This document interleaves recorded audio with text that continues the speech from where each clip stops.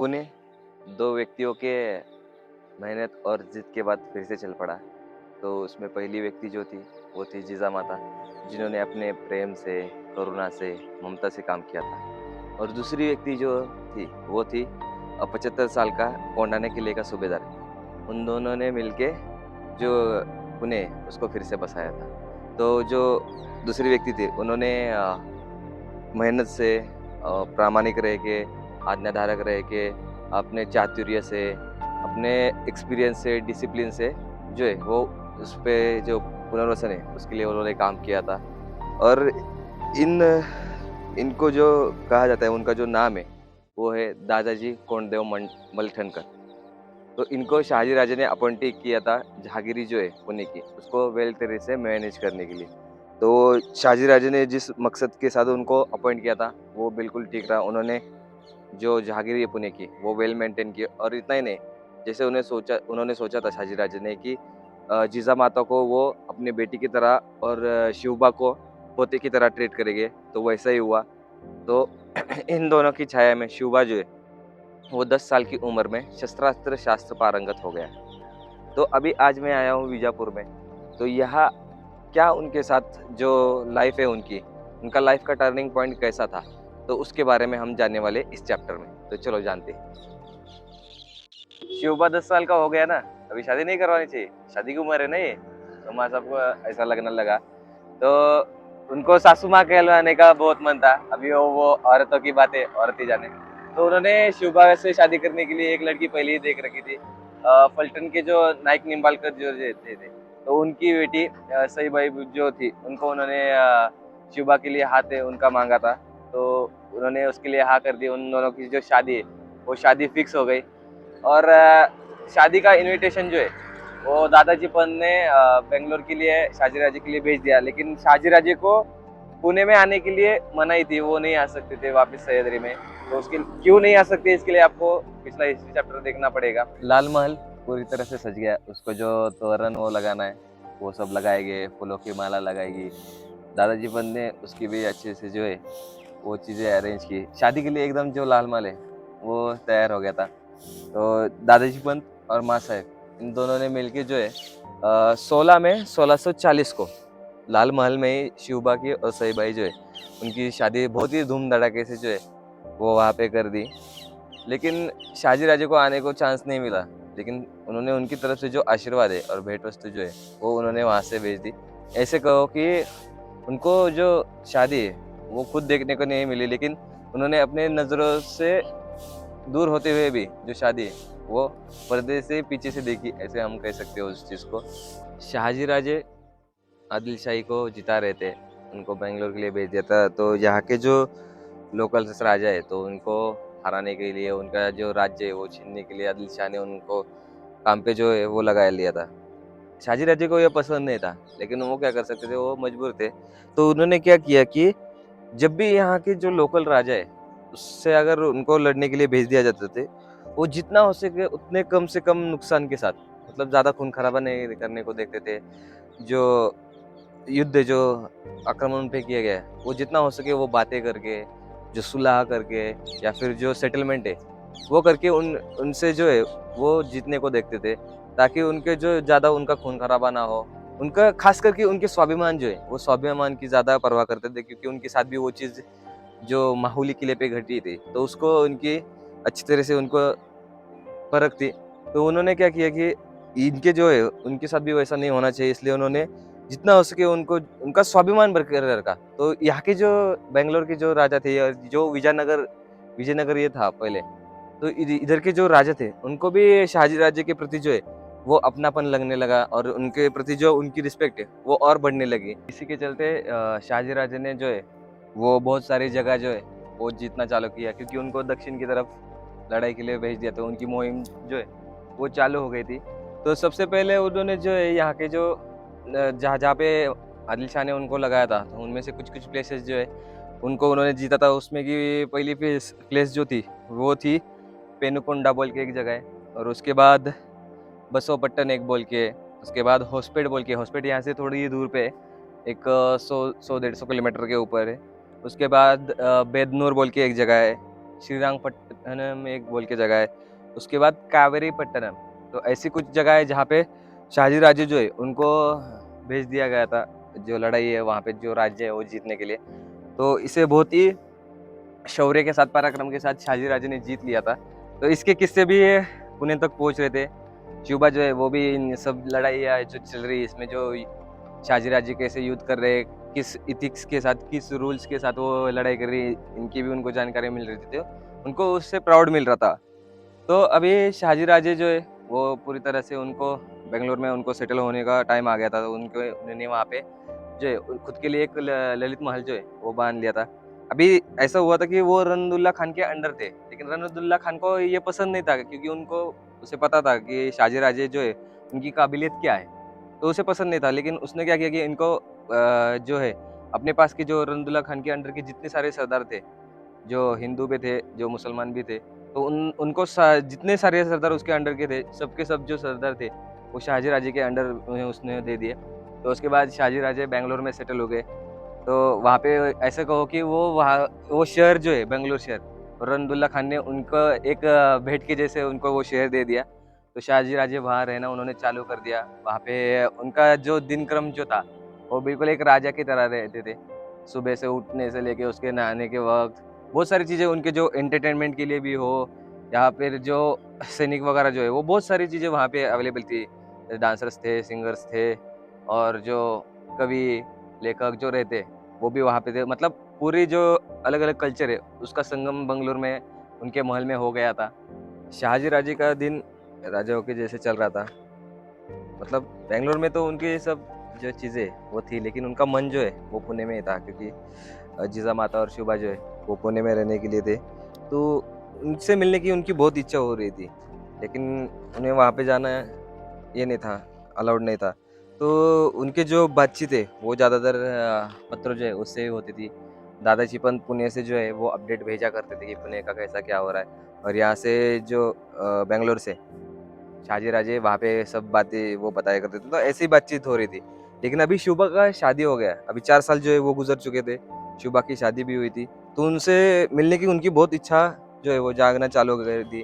तो उन्होंने क्या किया कि एक काम करते, उन्होंने बैंगलोर से खत भेजा दादाजी पंत को कि कहा जितना हो सके उतना जल्दी माँ साहेब, शिवबा और जो हमारी नई बहू है उसको लेके आप बंगलुरु को लेके आओ।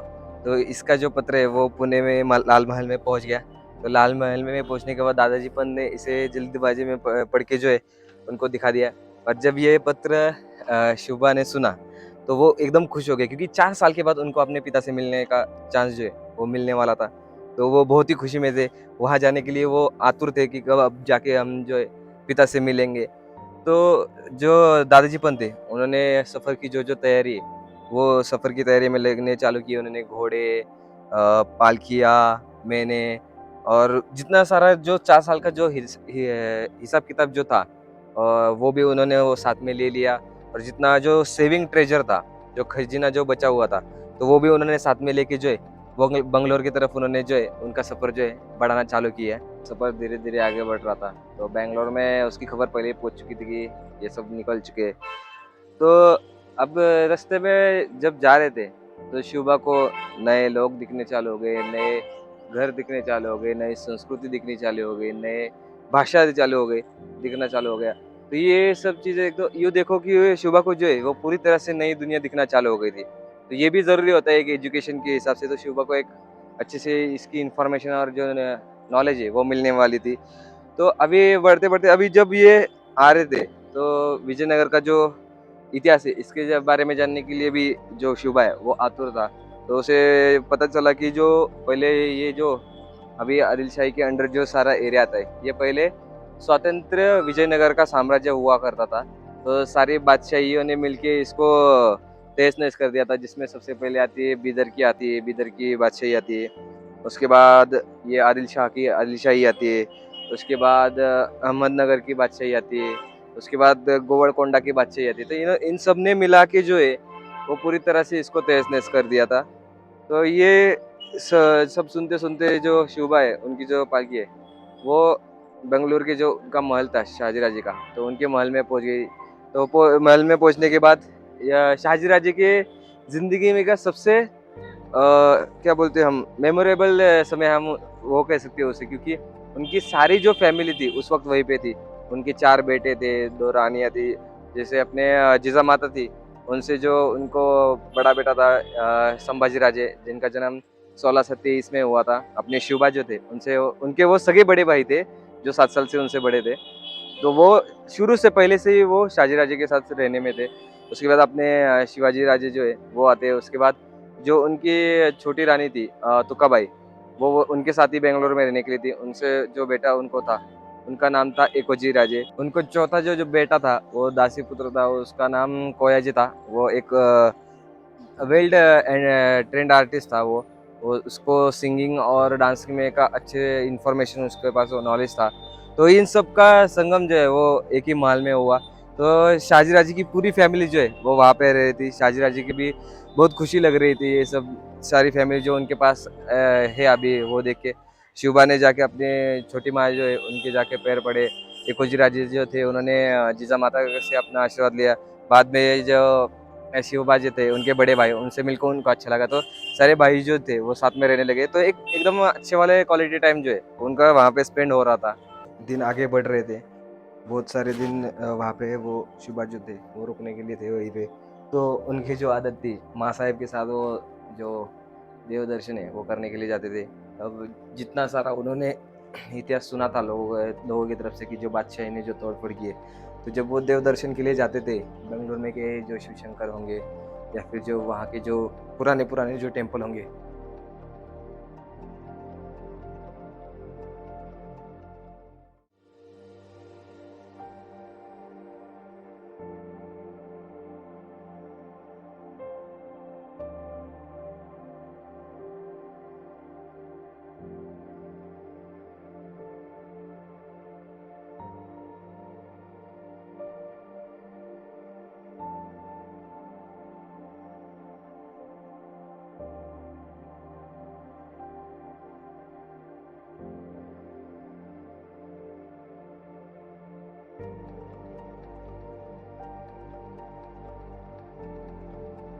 तो उनके दर्शन को जब वो जाते थे, तो वहाँ पे जो विजयनगर का जो टूटे हुए अवशेष थे, वहाँ की जो मूर्तियाँ थी, वहाँ के जो किले थे या फिर जो-जो अवशेष वहाँ पे थे, उन सबको टूटा हुआ देख के शिवा के मन में जो आदिल शाही की जो क्रूरता है, वो थोड़ी-थोड़ी उन्होंने देखना चालू कर दी। आज तक वो सिर्फ़ सुनते थे ये सारी चीज़ें, अभी उन्होंने वो चीज़ें देखना भी चालू किया।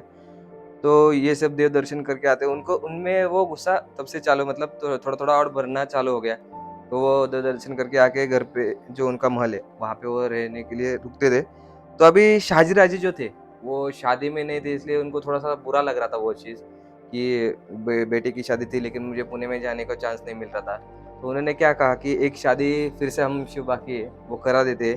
तो बैंगलोर में उनकी नज़र के सामने जो है उन्होंने मोहिते नाम के एक पर्सन थे, उनकी बेटी से जिसका नाम सोयराबाई था, उनसे उनकी शादी जो है बैंगलोर में उनकी नज़र के सामने कर दी। तो इस तरह से शिवबा की दूसरी शादी जो है वो हो गई।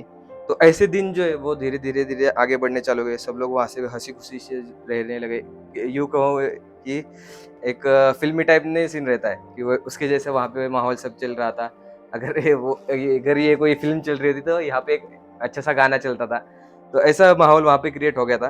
तो अभी बहुत सारे दिन वहाँ पे गुज़रने के बाद शाहजी राजे को लगा कि शिवबा को जो है वो बीजापुर घुमाते। तो बीजापुर दिखाने के लिए वो बेंगलुरु से निकल पड़े। तो धीरे-धीरे उनके बीजापुर पे कदम आ गए। बीजापुर में बढ़ते ही उनके सबसे पहले कदम जो है वो बढ़ने लगे। फिर यहाँ की जो-जो चीज़ें, यहाँ पे बड़े-बड़े जो किले, यहाँ की आर्किटेक्चर है जिसमें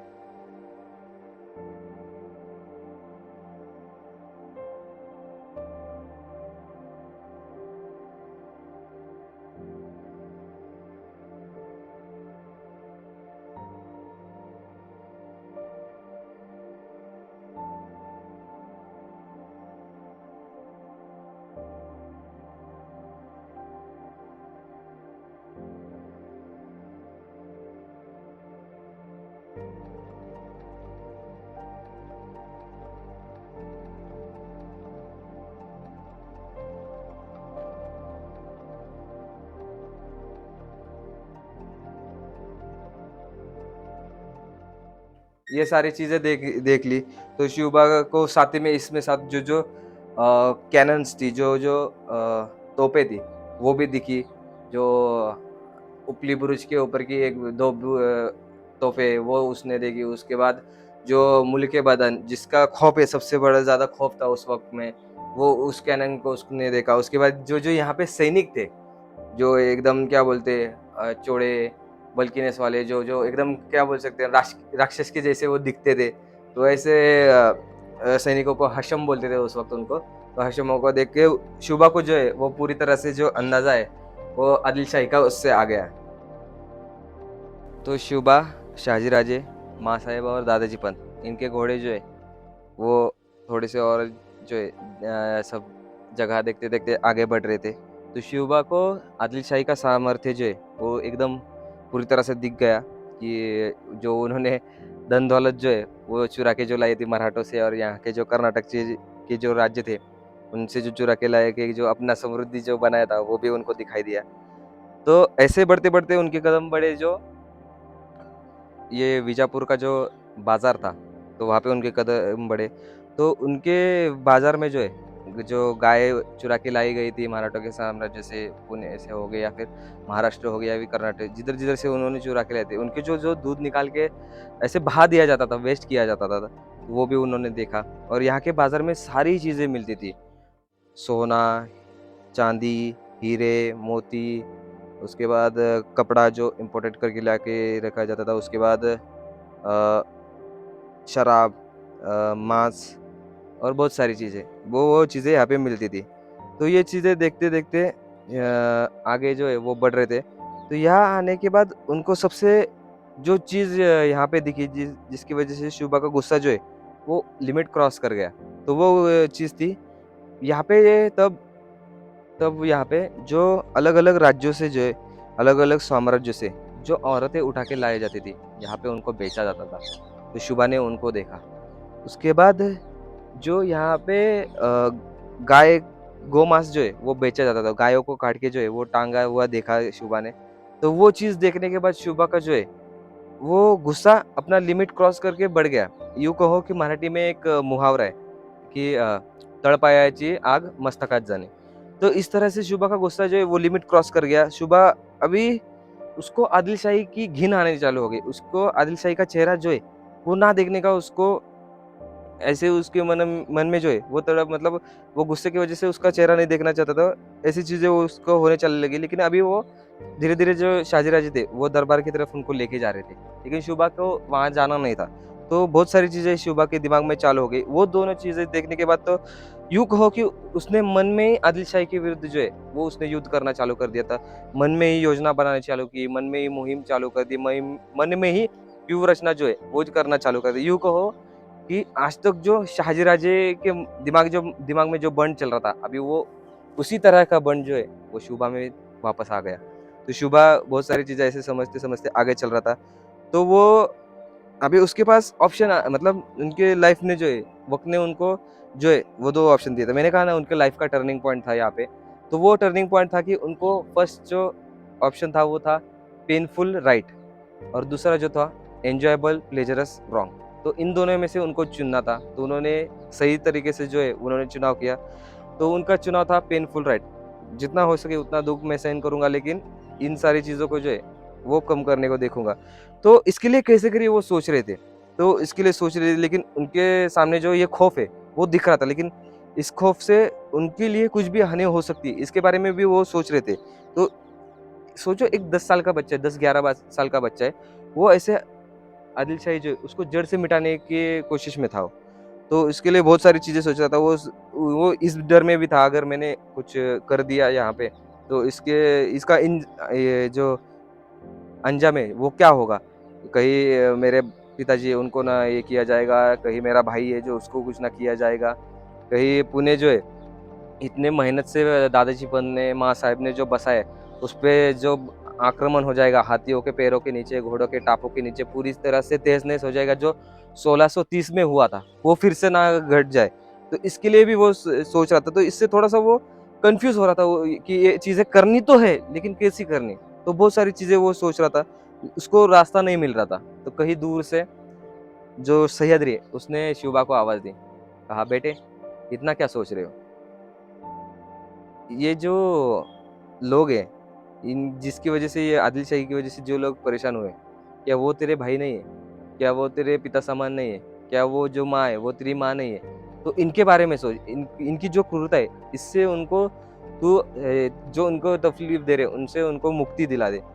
तो ये सारी चीज़ें उधर से आवाज़ देना चालू हो गया, साथ में जो गाय टंगी हुई थी, जो गौमांस था, उसकी हड्डियों में से भी आवाज़ शुभा को जो है वो सुनाई देने लगा कि शुभा बेटे, हमें इन सारी चीज़ों से, इन क्रूरता से हमें छुटकारा चाहिए, कुछ तो करो। तो शुभा के कानों में जो है वो सारी आवाज़ बजना चालू हो गया। वो शुभा जो है, उनके अंदर जो जल्दबाज़ी है वो दिखना चालू हो गया, फेस पे जो गुस्सा है, जो एग्रेशन है, जो आदिल शाही के प्रति जो घिन है वो साफ-साफ दिखना चालू हो गया। फिर भी घोड़े जो है वो आगे बढ़ रहे थे।